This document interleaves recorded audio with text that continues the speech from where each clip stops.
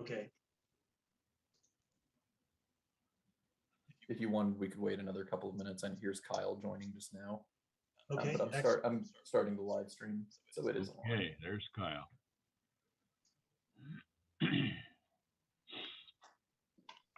Okay. Chair calls to order the October 27th meeting of the Kansas Governmental Ethics Commission. Welcome back, commissioners and staff. In your materials, you have today's agenda, and you have our minutes from our prior meeting that Sherry did circulate some corrected minutes there. But otherwise, can anyone identify any corrections that need to be made?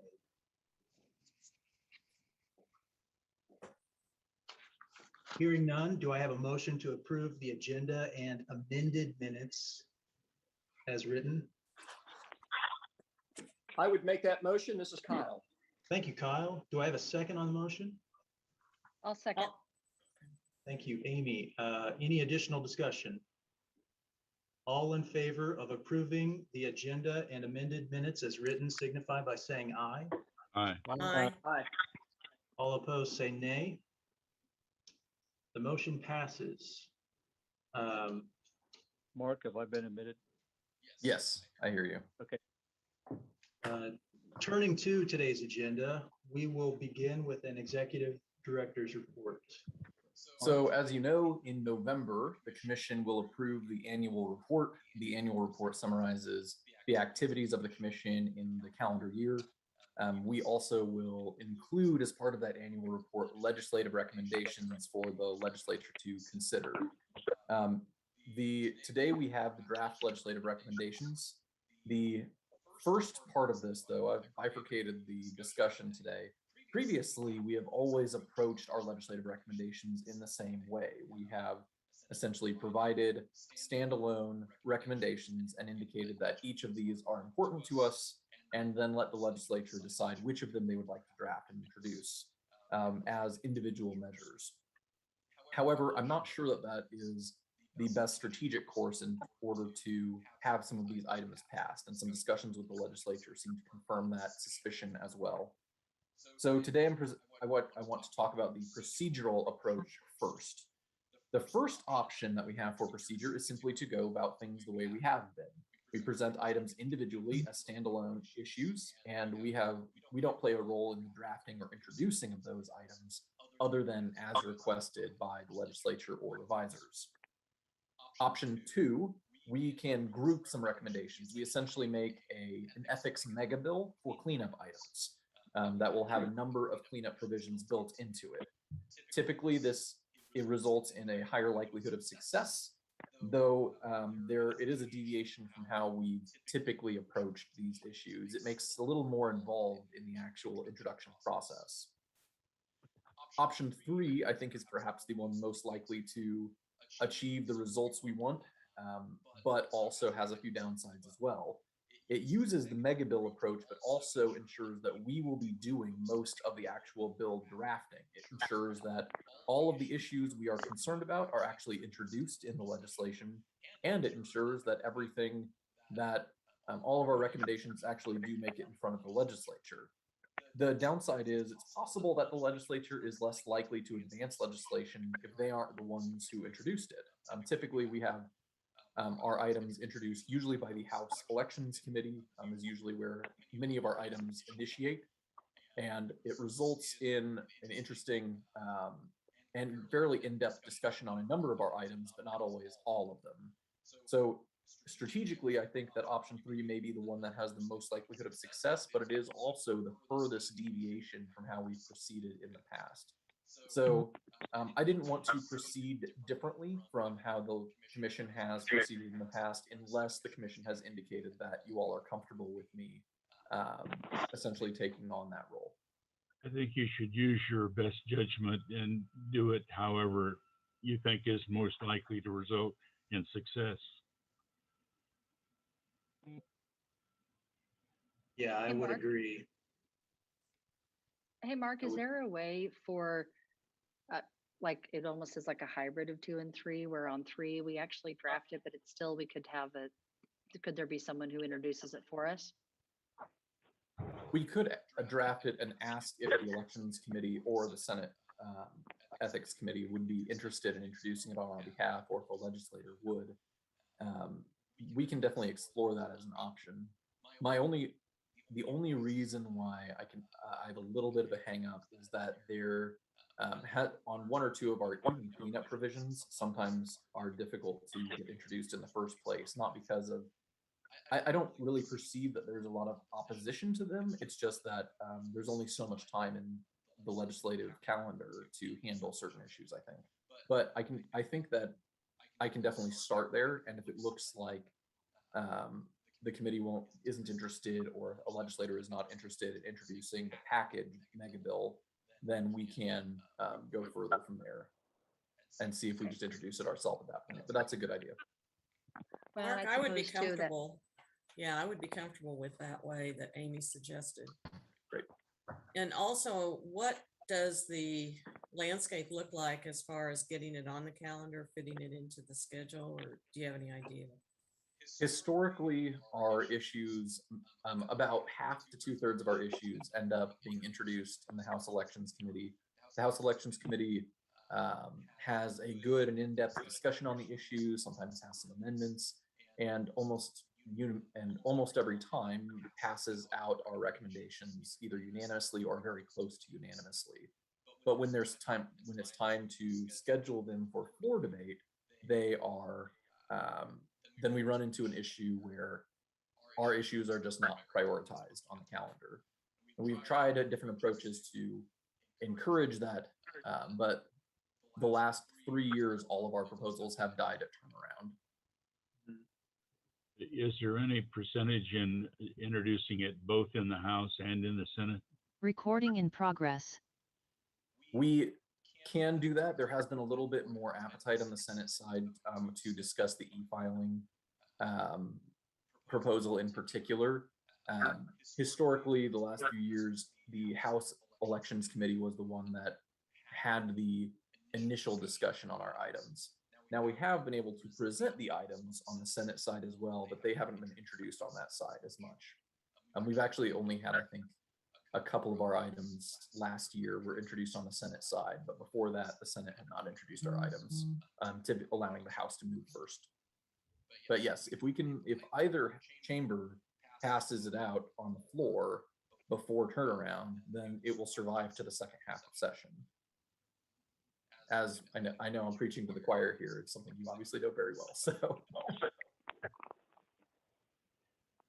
Well, Mark, I'm in favor of any strategy that you think is most likely to achieve success. And I suppose to that end, if you feel that there's any role that the commissioners could play, perhaps even in contacting members of either committee, if that would be appropriate, I guess I would just volunteer myself and the committee to do whatever the commissioners could do directly to be helpful for you. great. I will certainly let you know. Okay. And I don't think we need a motion here. I was simply just identifying whether or not there was any concern about particular approaches. So if there are no other questions, I can move on to the second half, which is the substantive actual recommendations. Sure.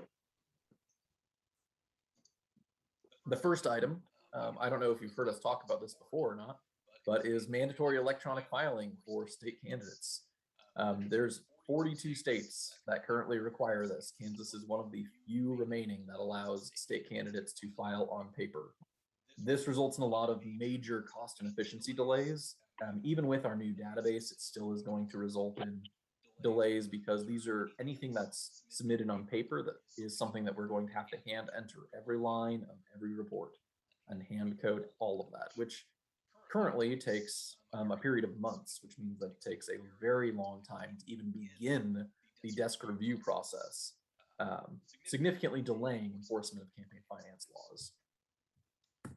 So this becomes a little bit of a problem on that front. It's obviously a cost and efficiency issue as well, but I think the commission perhaps is most interested in the fact that if electronic filing is mandated, then we can have some aggregate data displayed to the public that day. I mean, there are a number of states that mandate electronic filing, Oklahoma being one great example. And in the day or two following the report deadline, they're already publishing data, which is something that we just don't see elsewhere in states that do not require that. So electronic filing is something we've asked for many, many times. We've had a lot of discussions about it. It again is our #1 recommendation, and it is not something that we are interested in unless the legislature wants to go that avenue. It's something that we are not suggesting to be included in the mega bill. The rest of these items, all of the rest of the recommendations, are all something that we view as cleanup and could be included in a cleanup mega bill for the ethics. The second is lobbyist and SSI late filing. We've talked about this previously as well.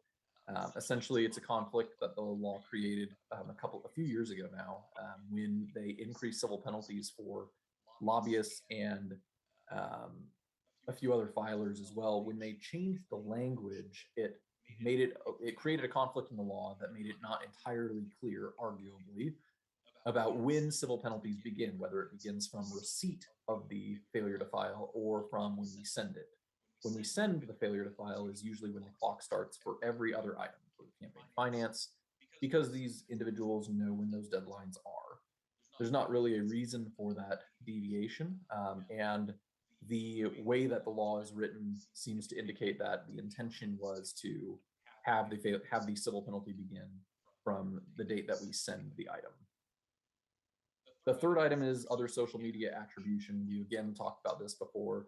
This is Facebook and other social media sites that require paid for attribution.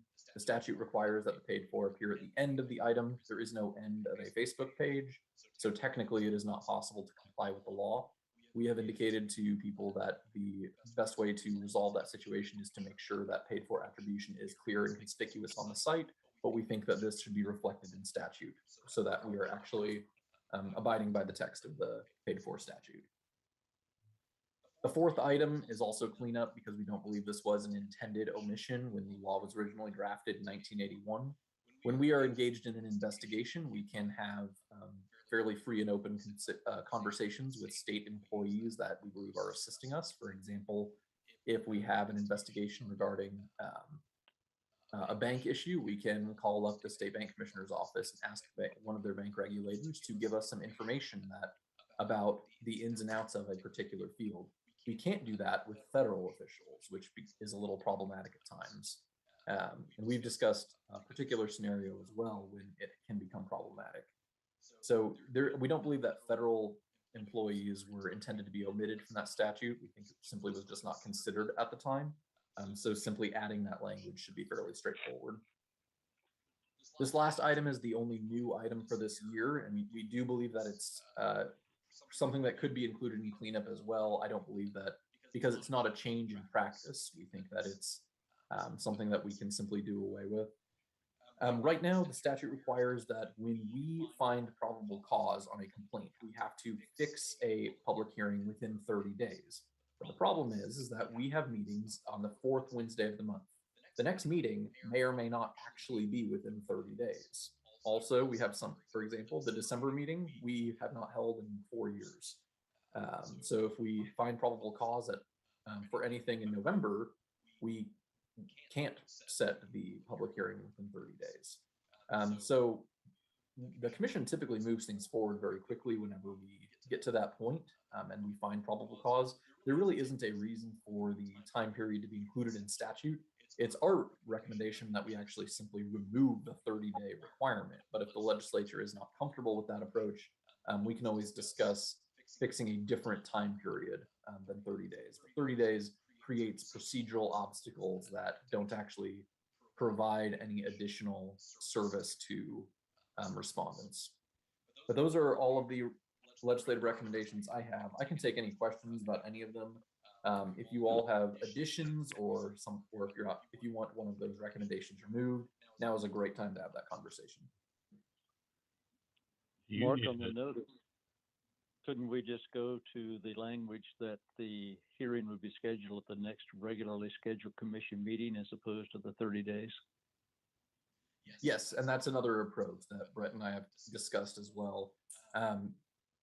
We've bounced around some ideas about what that language would actually look like, because the next regularly scheduled meeting technically we do have a regularly scheduled meeting in December. It's just that we regularly cancel that meeting. There's simply not very much to do in December, and obviously it's very difficult to reach a quorum late in December. I don't think a lot of people are looking to spend their Christmas holidays talking about campaign finance. I don't know, maybe some people are, but that's not typically been the practice of the commission. So we've talked about what other approaches for that language, but the simplest approach is simply to delete that. But if the legislature is not interested in a full deletion of the time period, then the next regularly scheduled meeting is another form of the language that we've discussed as well. Did we ever go 60 days without a meeting? There are times when we do go 60 days without a meeting, but when that happens, it's almost always because of the way that the dates line up. We don't go 2 months necessarily without a meeting, but we go 60 days. We might go 60 days without a meeting, depending on, for example, the November meeting is typically the third Wednesday of the month, not the fourth. And so 60 days after that, we will not have had a meeting yet because we won't have had our January meeting. So when we were discussing the least amount of time that we think that number should be fixed at, Brett and I talked about 90 days as probably the minimum number we would be considering if the legislature were concerned about removing that number entirely, which they may be. About I no would feel less than, comfortable. Go ahead, John. thank you. How about no less than 30, but no more than 90 days? And yeah, that's definitely another approach as well, that because if the concern is that we shouldn't schedule it too quickly, then that is also something that we can build into the statute as well. But that's not how the current statute is written, but that's certainly a concern that I'm sure a lot of people might have. I think from the John, standpoint of think the that- participants, it'd be helpful to have some kind of parameter or some kind of guideline so that they understand what's going to happen, potentially what could happen and when. And that may also help your office as well. Sometimes. John, I was the going to guideline- say that range would probably be fine. Typically, when we have an attorney involved is when the outside date may become an issue because they want additional time to prepare and things of that sort. So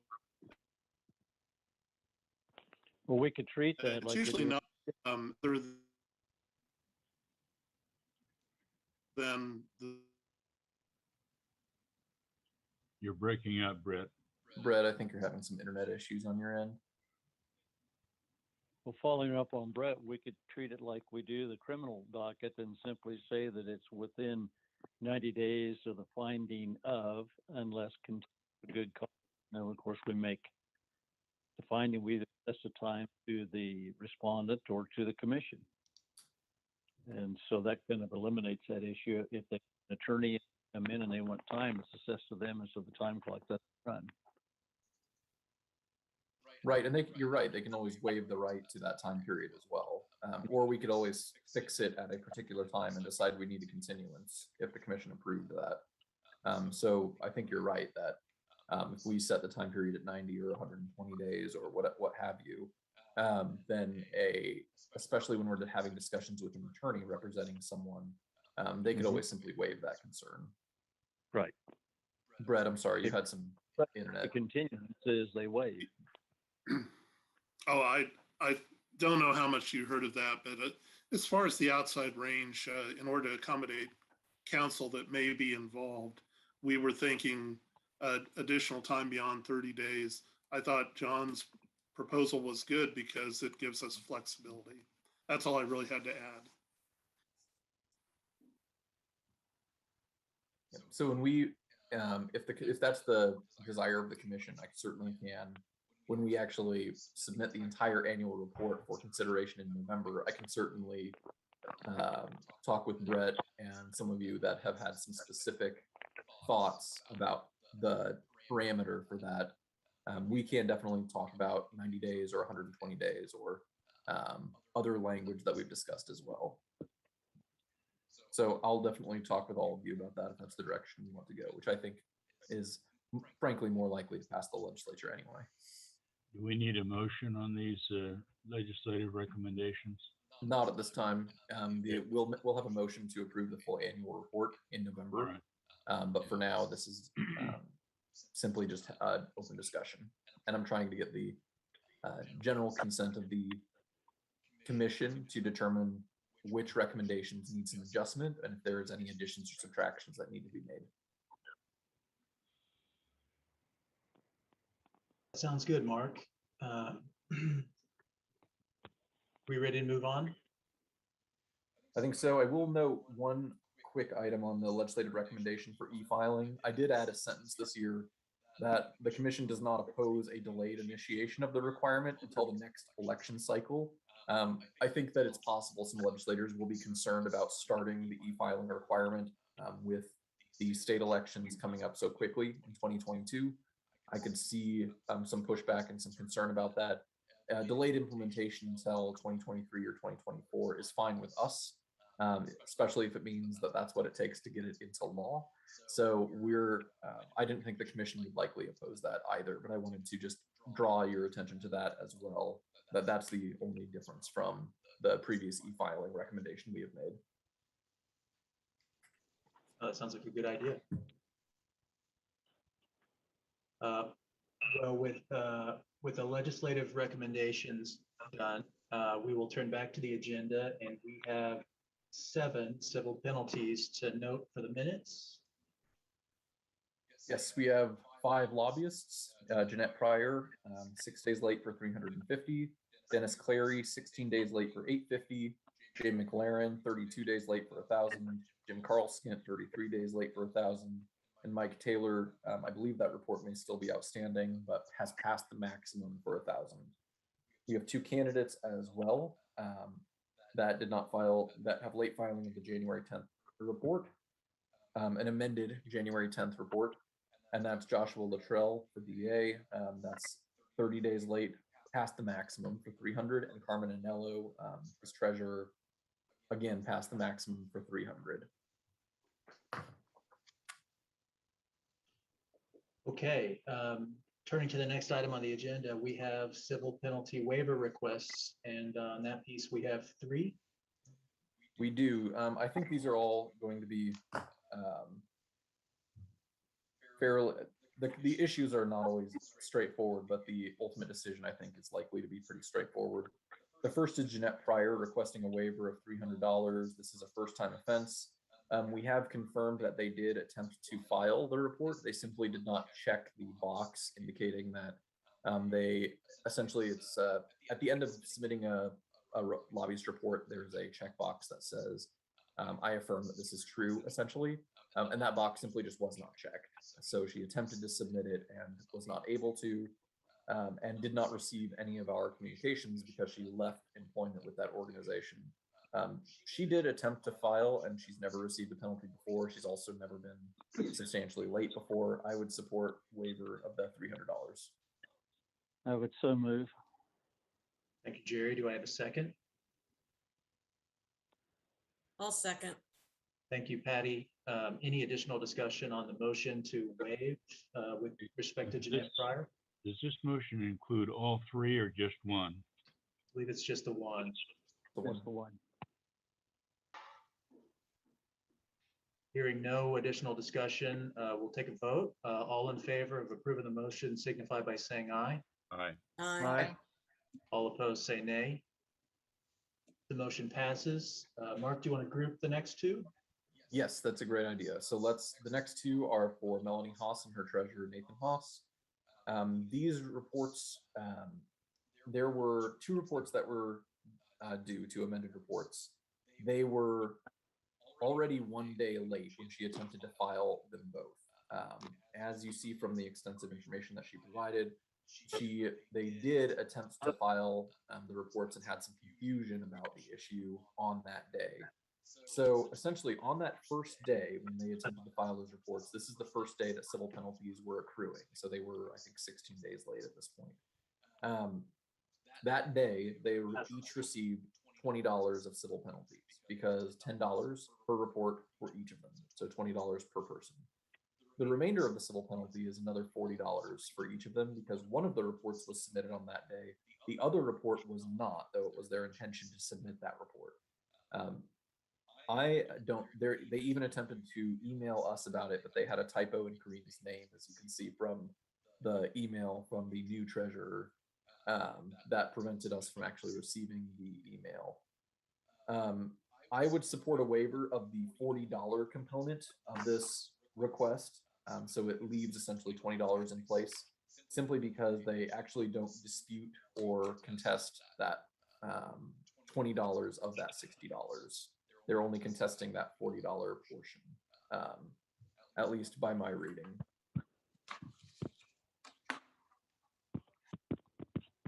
I would so move. Thank you, I would John. second that. Kyle? Thank you, Kyle. The motion is to waive $40 with respect to each individual. Is there any additional discussion? Judge Helmer, are you trying to say something? I'm sorry. Okay. No. Okay, we'll take a vote. All in favor of approving the motion signify by saying aye. Aye. Aye. Aye. All opposed, say nay. Motion passes. Turning back to the agenda, we have a paid for attribution review, waiver request from Martin Garcia. I think we're actually going to be exactly on time. The paid for attribution, typical course is that if it's someone's first time offense, we provide a waiver. They were drawn, or we drew their attention to the issue. They corrected the issue and they sent us this note. Past practice is to provide first time waivers. That would be my recommendation in this instance as well.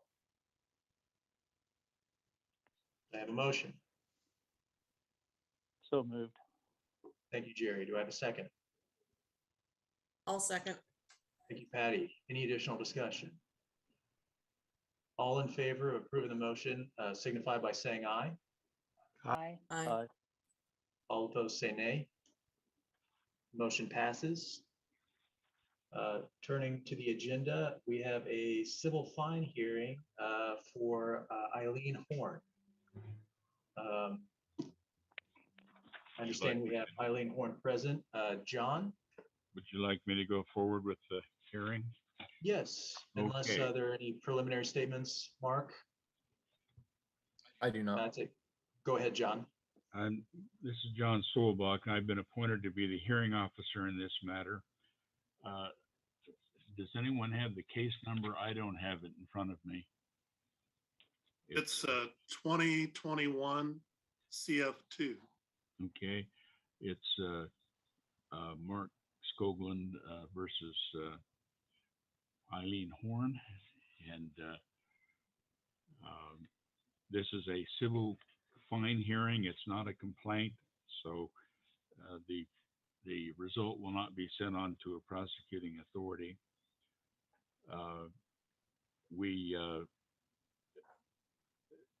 Eileen, you're not represented by counsel, is that correct? That's correct. Okay. You will have the complainant's attorney will have the opportunity to open and present evidence subject to the respondent's cross-examination and crossed by the commissioners. The respondent may open after the complainant's attorney or after the complainant's evidence. The respondent will be given the opportunity to present evidence subject to cross above. Commissioners may ask questions during the proceeding.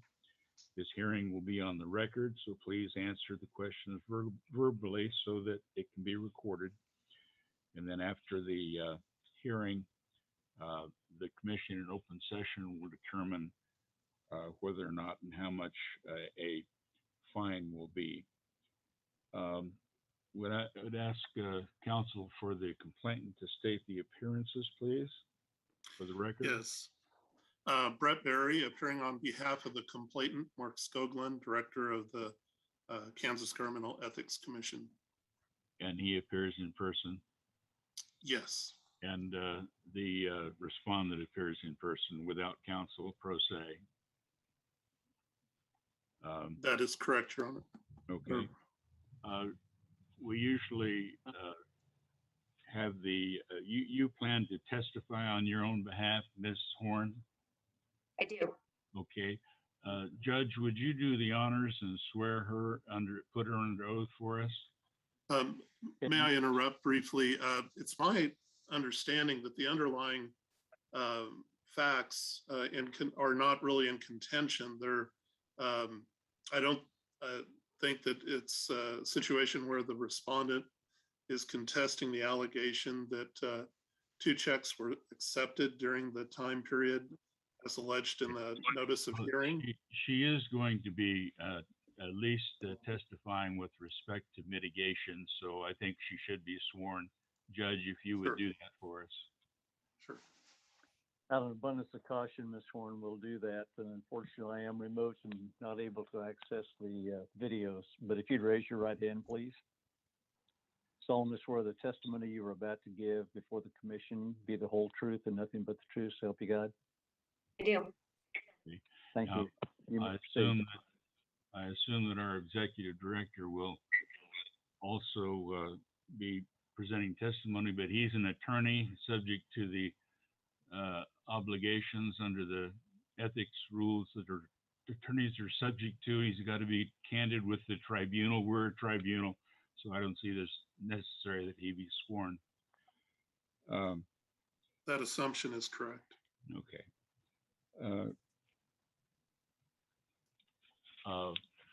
Counsel, would you like to proceed? Yes, at this time, if the hearing officer confirms my supposition that there's really no dispute in the underlying allegations of a violation. Why don't you lay out for us the facts that you don't believe are contested? Well, the allegations would be that in January 2018, Ms. Horn was a candidate for the legislature in the sense that that makes her subject to the Kansas Campaign Finance Act. And she took 2 checks that were contributions from, I believe, individuals that were from persons other than individuals, meaning they were either lobbyists or one of the other prohibited groups, perhaps businesses, and that was occurring prior to sine die in violation of 2541-53A sub B.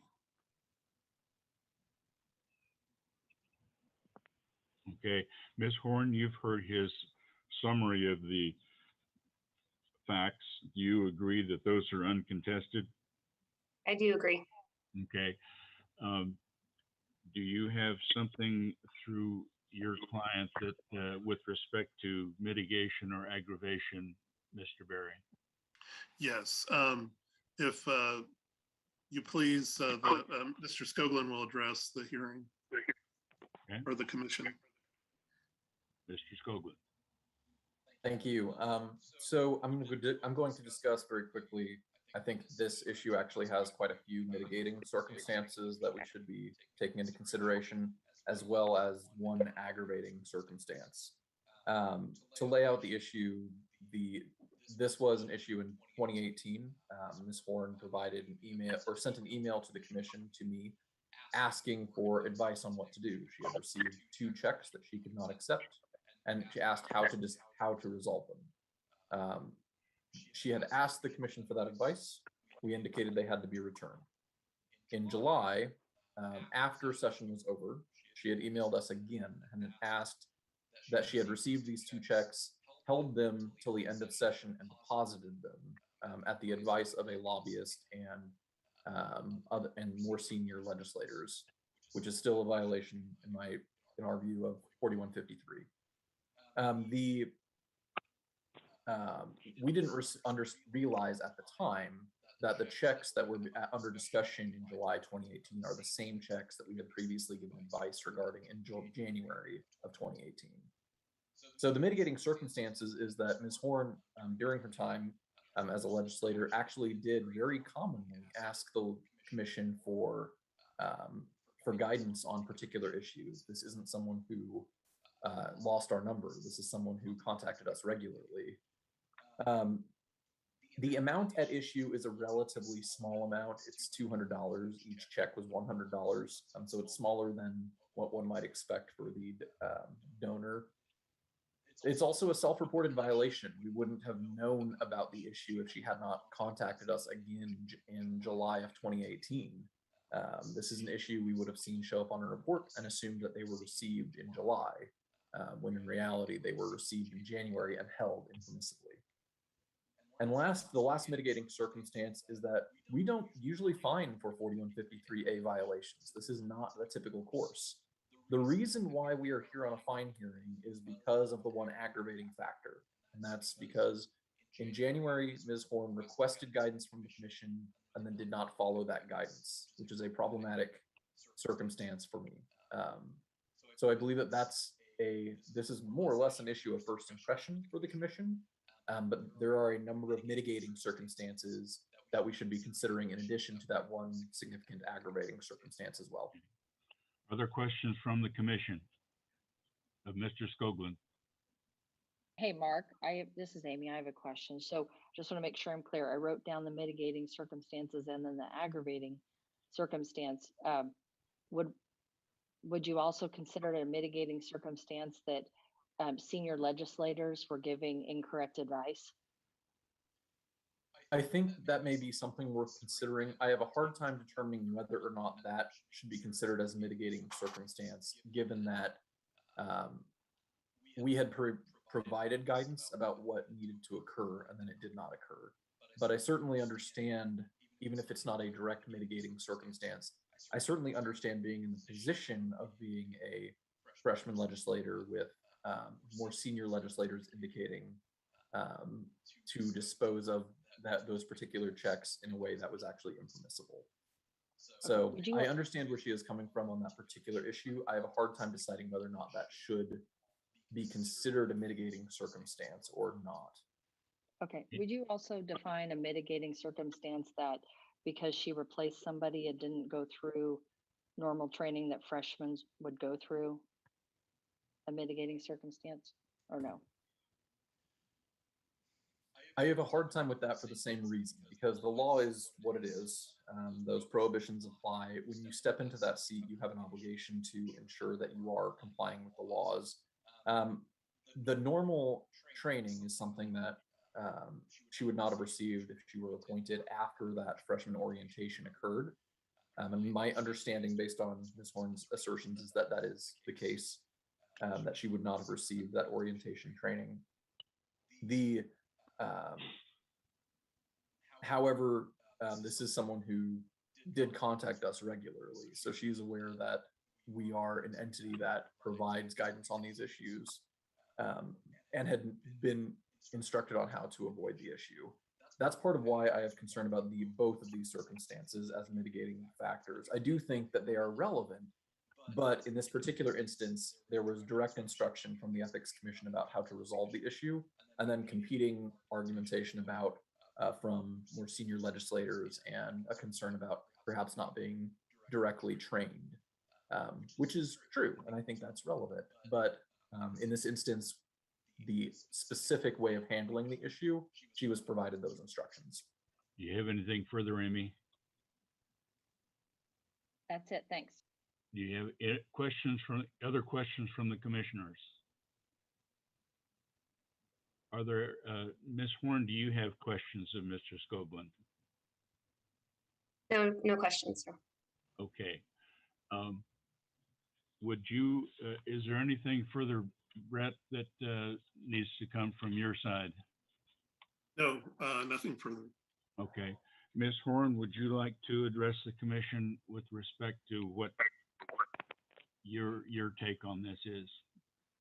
Yes, please. And thank you for the opportunity. I am sincere in what I said in my letter, that I appreciate your service to the state. And I know that often these jobs are thankless jobs. So I want to first start with a thank you.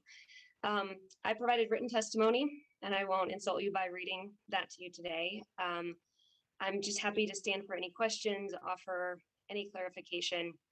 And I just want to reiterate that I'm disappointed in my naivete as a new legislator that I didn't handle this correctly.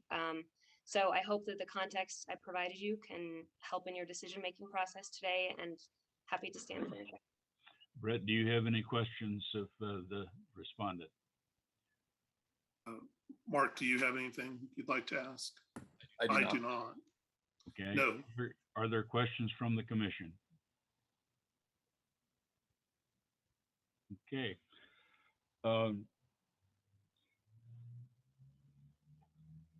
Would you like to make a closing argument, Brett?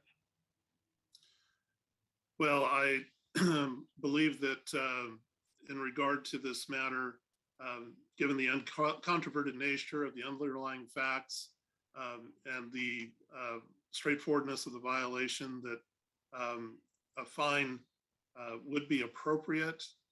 In regard to a recommendation as to a fine, I would defer to Mr. Skoglund if he has one. If not, then I don't have anything further.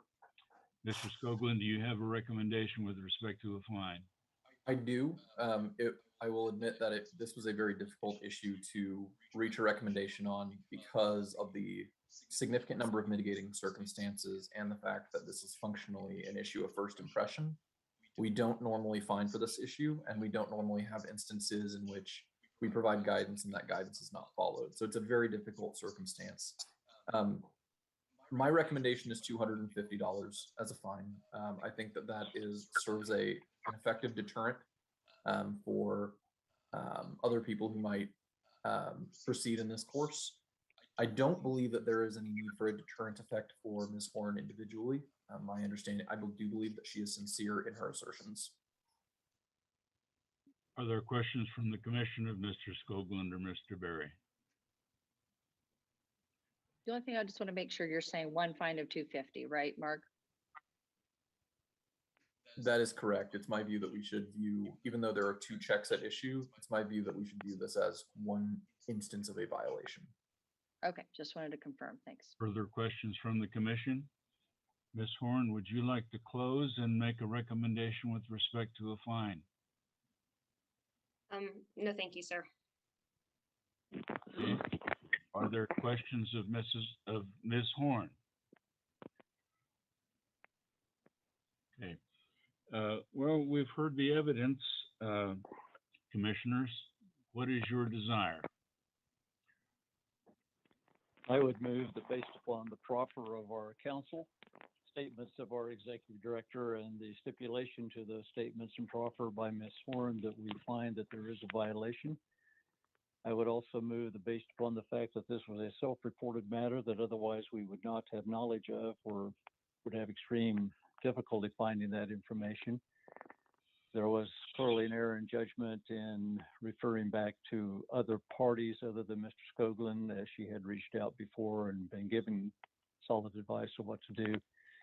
We do want to encourage continued self-reporting. I would ask the commission to assess a fine of $125 if paid within 30 days. If not, the fine of $250 would be assessed. Is there discussion? Is there a second to the motion? I will second that. This is Ken. Been moved and seconded. Is there discussion? If not, all in favor, please signify by saying aye. Aye. Aye. Opposed, nay. Motion carries. There's been a fine imposed of $250. This concludes this matter. The hearing on this matter is now closed. Thank you, Mr. Chairman.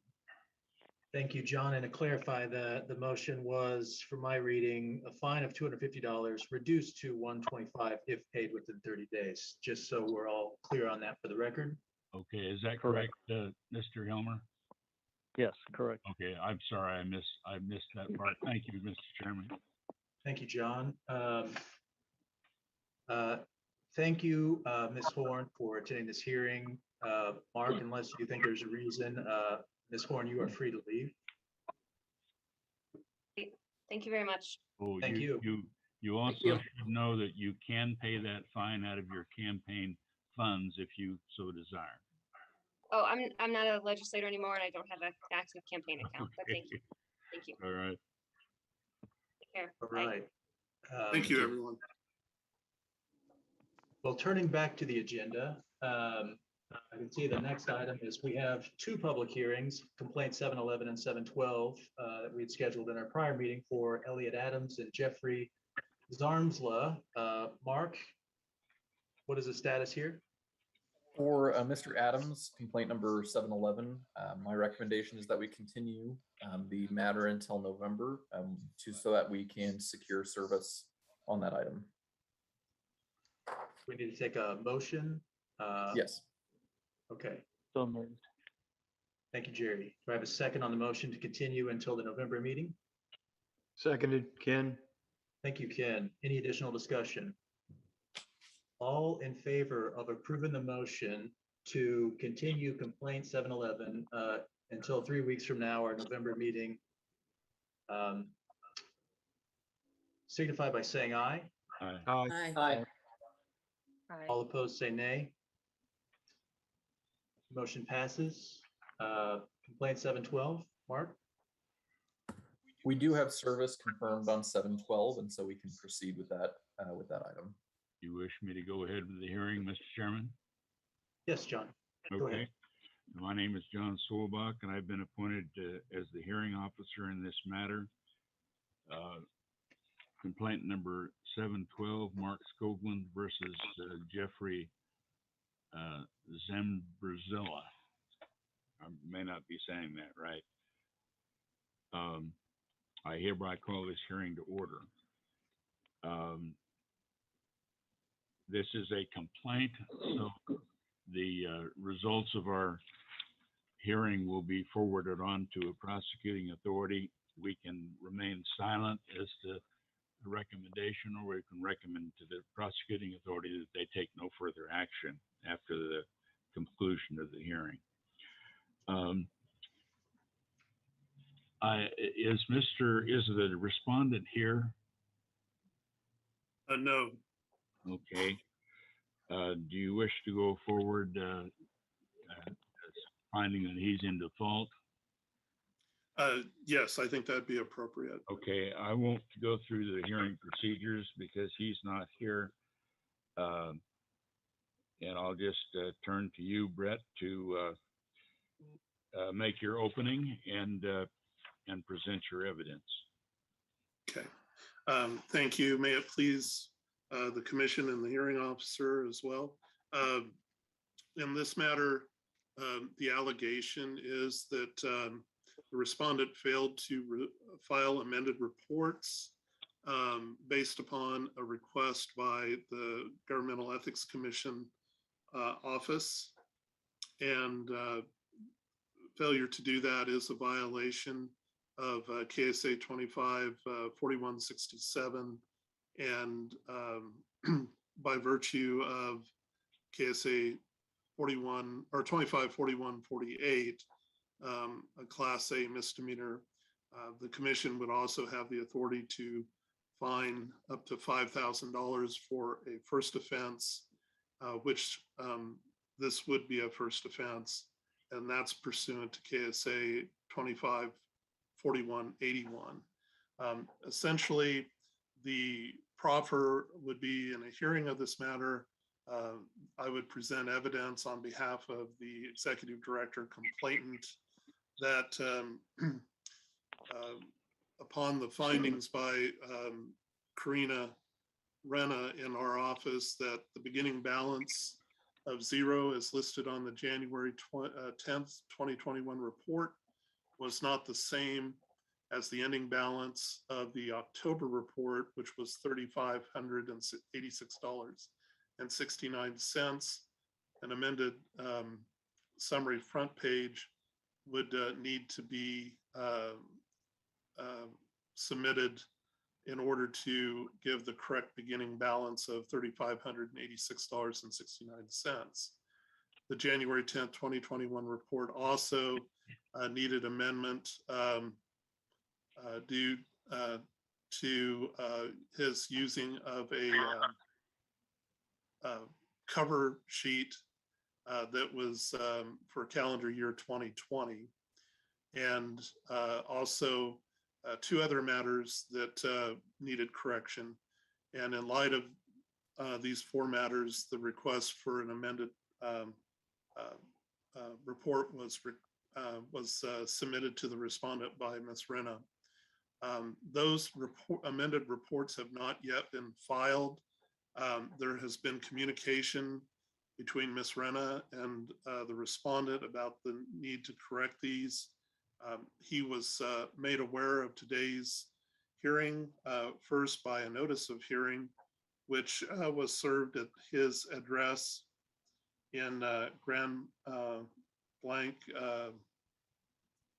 Michigan. And I believe the executive director has also had communication with him, and he is aware of today's hearing. And for all those reasons, I'd respectfully submit that the fact that these amended reports are not on file within 30 days of the request made by Ms. Renna, that he be found in violation as alleged in the complaint, and that the matter then proceed to a fine, or the issue of whether or not a fine should be issued by the commission. Okay. Are there questions from the commission of Mr. Berry?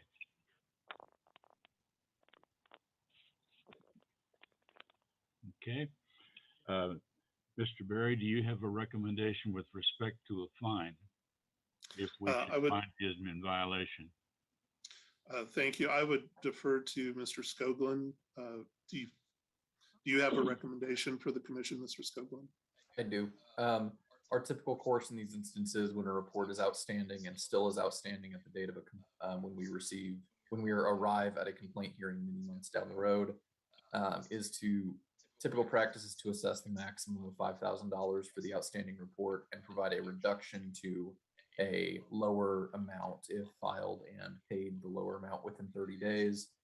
I think that's the course that I would recommend in this instance.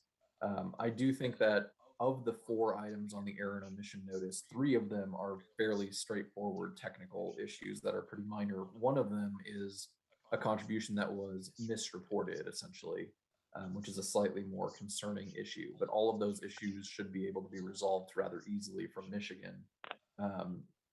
So my recommendation would be $5,000 with a reduction to a smaller amount, whatever the commission determines is the appropriate level, if he files and pays the lower amount within 30 days. Do you have a recommendation for that lower amount? I don't. I could see anything in the range of $100 to $500. We have in the past had reductions as high as $1,000.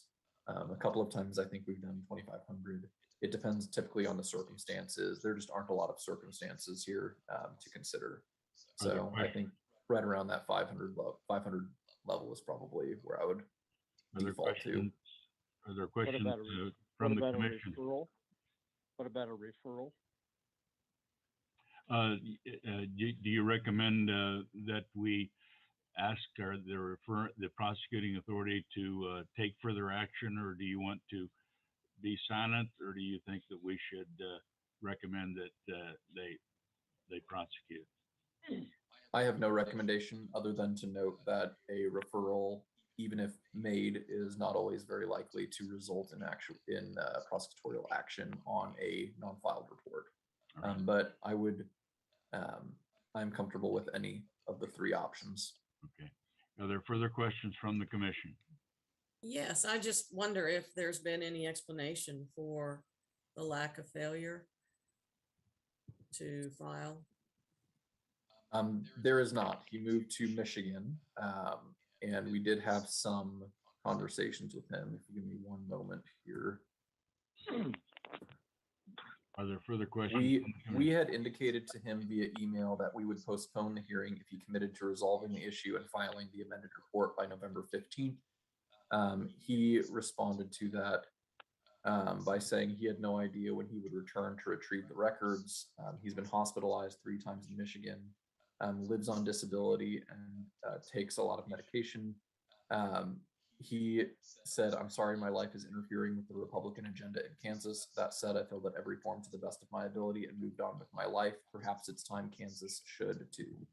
In that email, he did not seem to indicate why he has refused to file what appears to be to us to be a fairly simple amendment. Are there further questions from the commission? Do you wish to close, Mr. Berry? At this time, I would just ask the commission respectfully to adopt the recommendation of Mr. Skoglund as far as a fine amount, and would defer to the commission and their discretion in regard to whether the matter should be recommended for further prosecution in the report and order. Commissioners, you've heard the proffer and the testimony. What is your desire? I would move that based upon the record that the respondent in this matter has been appropriately served with the pleadings. He has been given notice and served with the notice of the time in hearing. He has responded acknowledging that notice and given some indication that he has no desire to return. I'm troubled by his statement that Kansas should move on. But based upon that proffer and the response and non-response by the respondent in this matter, we would find that there is a violation. If the commission approves that, I would then move that the respondent be fined the amount of $5,000. However, that would be reduced to $750 if paid within 30 days of the date of this finding, based upon his statement, apparently, Mr. Skoglund, of his health and his disability issues. You're making two motions, Judge? One contingent on the other. If we find that Okay. there's a violation, that would be the second motion, yes. Is there a second to the motion that we find a violation? I will second. John. Been moved and seconded. Any discussion? All in favor, please signify by saying aye. Aye. Aye. Aye. Opposed, nay. Aye. Motion carries. Judge, do you have a second motion? I do. Based upon the record, I would move that the fine be assessed at the rate of $5,000, however, reduced to $750, paid within 30 days, and that we take no action for referral to further prosecution. Is there a second to that motion? I'll second that, John. Been moved and seconded. Is there any discussion? If not, all in favor, please signify by saying aye. Aye. Aye. Aye. Opposed, nay. Motion carries.